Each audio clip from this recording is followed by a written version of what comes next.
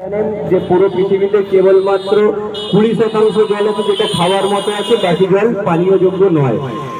কিন্তু আমরা সবকিছু জানার পরেও আনলিমিটেড ভাবে জলের অপচয় করি। আমি ক্যান্টনমেন্ট এরিয়াতেও কিছুদিন আগে গেছিলাম, সেখানে গিয়ে দেখছি সেখানে সকাল সকাল 5:30 বা 6টায় জল আসে, রাত্রি 10টা পর্যন্ত জল পড়ে।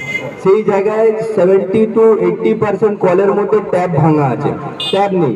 সকাল 5টা থেকে রাত্রি 10টা 11টা পর্যন্ত কন্টিনিউয়াস জল পড়ে যাচ্ছে, কন্টিনিউ জল পড়ে যাচ্ছে।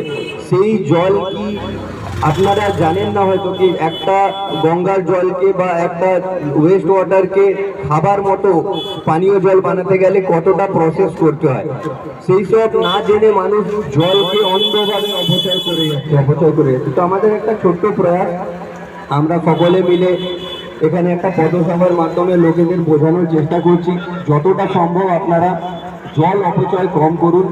আর আমাদের সাথে কিছু লোক আছেন যারা গ্রাউন্ড ওয়াটার রিচার্জ নিয়ে কাজ করছে। আপনাদের বাড়ির পাশে যদি খালি ছোট্ট একটা জমি থাকে, কয়েক হাজার টাকা খরচা করলেই আপনি গ্রাউন্ড ওয়াটার রিচার্জ সিস্টেমটা বানিয়ে নিতে পারেন, যেখানে বৃষ্টির জল যখনই পড়বে সেই জলটা সরাসরি জমির নিচে গিয়ে গ্রাউন্ড ওয়াটারকে রিচার্জ করবে। কারণ দেখুন, আপনার কাছে যতই পয়সা থাকবে, যতই বড় ঘর থাকবে, যতই বড় গাড়ি থাকবে, কিন্তু খাবার জল যদি শেষ হয়ে যায় তখন এক সময় দেখুন, আপনারা টিভিতে দেখেন কিভাবে দিল্লিতে বা বম্বেতে জলের সমস্যা হয়। একটা বস্তিতে একটা বড় গাড়ি যায়, প্রত্যেকটা লোককে 20 লিটার করে জল দেওয়া হয়, সেই 20 লিটারেই সারাদিন ওকে চালাতে হবে।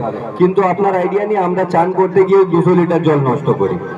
ঠিক আছে, তো সেই সব জিনিস আপনাদেরকে ভেবে দেখতে হবে। সেই সব জিনিস নিয়ে আপনাদের রাজনীতির ঊর্ধ্বে এসে, রাজনীতির বাইরে এসে আরো অনেক কিছু জিনিস আছে।